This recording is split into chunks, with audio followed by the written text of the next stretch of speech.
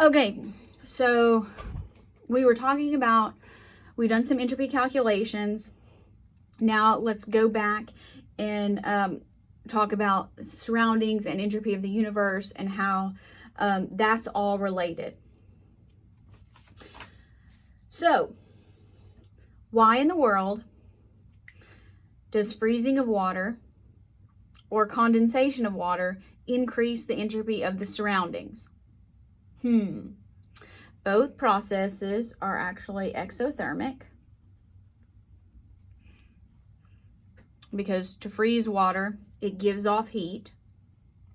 So the heat energy that is released by the system into the surroundings is used to increase the entropy of the surroundings. So when we're talking about a process that, so it's exothermic, so hey, that's good. But when we're going from water freezing, we're going from liquid to solid. Liquid to solid, that's less organized to more organized. That decreases the entropy. So why is this process overall spontaneous? How does that increase entropy somewhere? All right, so this is exothermic, so there's heat that's released. It's going to increase the entropy of the surroundings. So more specifically, when we're below 0 degrees, or when we have condensation of water vapor when it's cold, so like dew, they both actually increase the entropy of the universe. All right, so again, we got to think about system, surroundings, universe. Think about where we are. Increase the entropy of the universe, because the heat that is given off to the surroundings increases the entropy of the surroundings to a sufficient degree to actually overcome the entropy decrease in the water. So remember here, you got to think about this.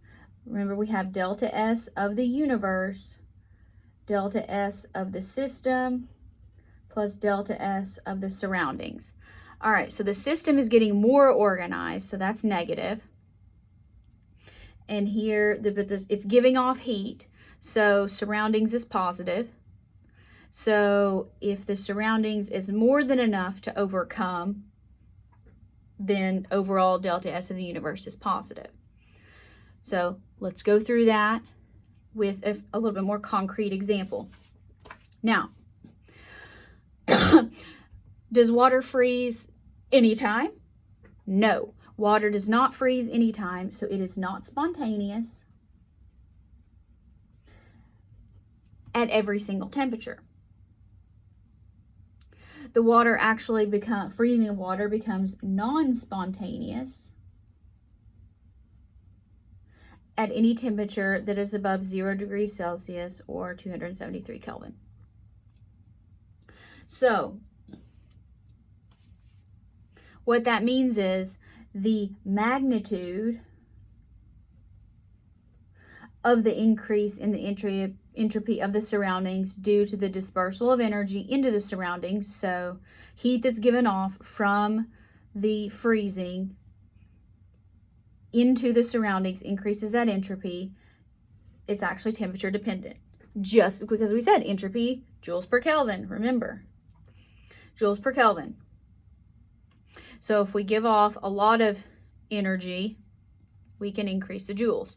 So for my more direct people, if we disperse 1,000 joules of energy into surroundings that are hot, the entropy increase is actually small, because the impact of 1,000 joules is small on surroundings that already contain a lot of energy.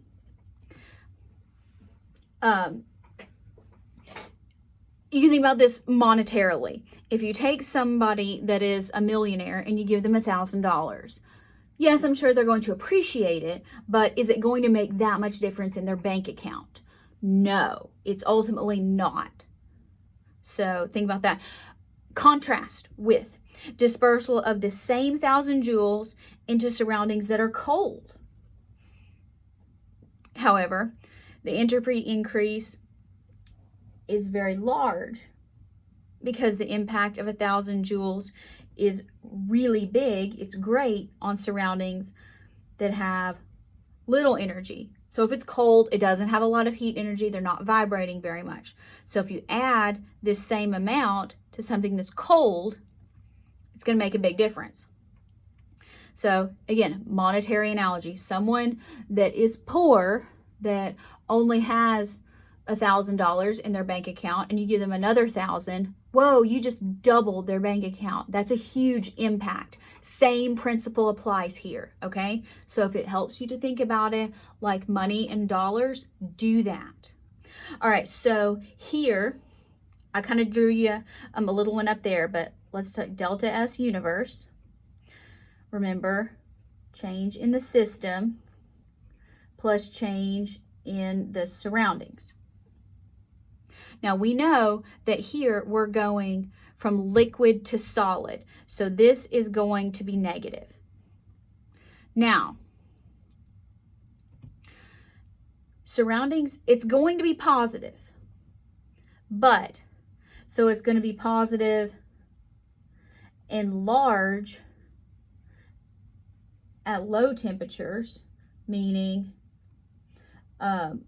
less than or equal to 273 Kelvin or 0 degrees Celsius. It's going to be positive and small at high temperatures. In this case, anything that's greater than, not greater than, equal to 273 Kelvin. So again, this is going to be positive, but is it going to be positive enough to overcome this negative? So that's what matters, is temperature dependent. Now, remember here, back from chapter 6, that heat that is gained by the surroundings is equal to the heat that's lost from the system. We did this when we were talking about calorimetry, using bomb calorimeters or coffee cup calorimeters. So heat gained by the calorimeter is what's lost by the system. Hopefully you remember that. All right. So change in entropy of the surroundings is proportional then to negative, this is a negative here, make sure you remember that, negative heat of the system. This is called heat exchange. So the heat exchange. As temperature increases, the impact of the heat released is reduced. This is the same thing we set up here. 1,000 joules makes a big difference at low temperatures, makes a small difference at high temperatures. All right, so the hotter it already is, the less impact 1,000 joules is going to make. I'm just using 1,000 because it's a round number and easy to think about. And it's kind of big. So, all right. So the entropy of the increase of the surroundings is also proportional to 1 over temperature. All right. So we can combine the two, and we can derive that negative heat of the system, which is what's gained by the surroundings, because remember, it's heat of the reversible process over temperature, divided by temperature. All right, so negative heat of the system, well, we say that thermodynamically is negative delta H of the system over temperature. All right, we like this. We like this equation a lot. This is very helpful because heat of the system is something that we can measure. I told you we could measure it because this we do with the calorimeter, with the bomb calorimeter or the coffee cup calorimeter. We can measure heat change from a reaction. That's a good thing.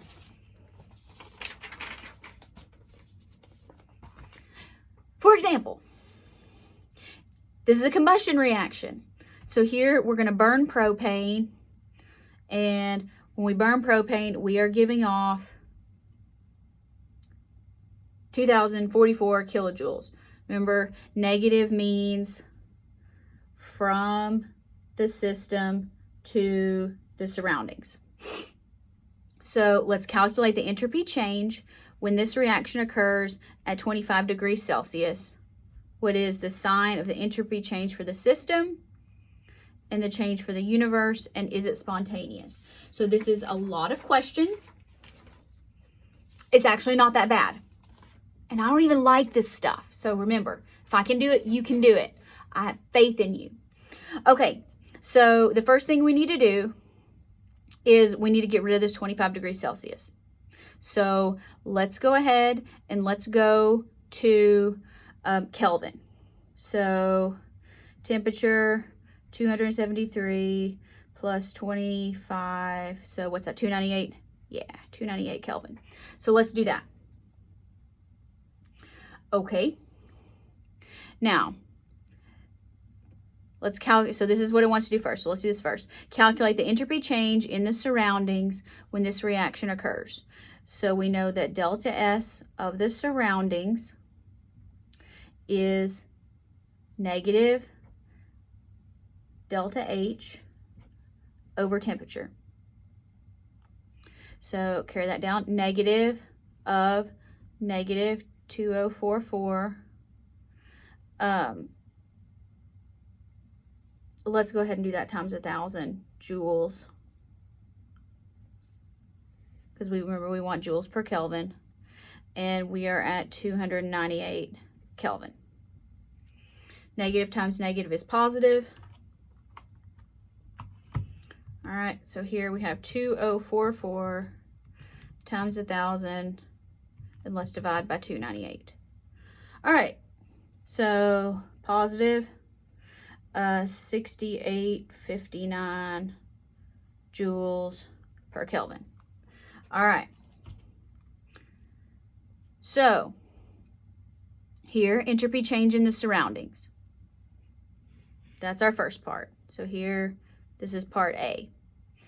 Next, determine the sign of the entropy change for the system. All right, so this is part B. Now, when we want to do that, you want to look at the system. So this is not necessarily, this is not a phase change, because here we have all gases. But let's look at the number of particles here. So here we have 1 mole plus 5 moles. So we have 6 moles. And then over here we have 3 plus 4, that's 7 moles. Are we getting more or less disordered? There's more disorder, less order, more entropy. So that means delta S of the system is positive. Here, let me make sure this says delta S surroundings. Now, part C here. Determine the sign of the entropy change for the universe. We know that delta S of the universe equals delta S of the system plus delta S of the surroundings. All right. Delta S of the system, we said, is positive. Plus, I'm drawing a blank here. Delta S for the surroundings is also positive. Positive and positive is always positive. So delta S of the universe is positive. And the last thing, is the reaction spontaneous? Yes, it is spontaneous. Spontaneous.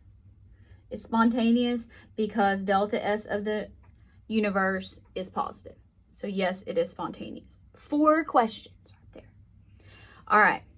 Now, for those of you who like summary tables, a process that emits, meaning releases, heat into the surroundings. That means delta H of the system is negative. Increases the entropy of the surroundings. So that means in the surroundings is positive. A process that absorbs heat from the surroundings, meaning delta H of the system is positive. That decreases the entropy of the surroundings. So that means you have a decrease in the entropy of the surroundings. And we know that the magnitude of the change in entropy of the surroundings is proportional to the magnitude of the heat change of the system. Again, lots of conceptual mental gymnastics. There's a reason that I don't like this very much, but go slow, take your time, and think it through. You can do this.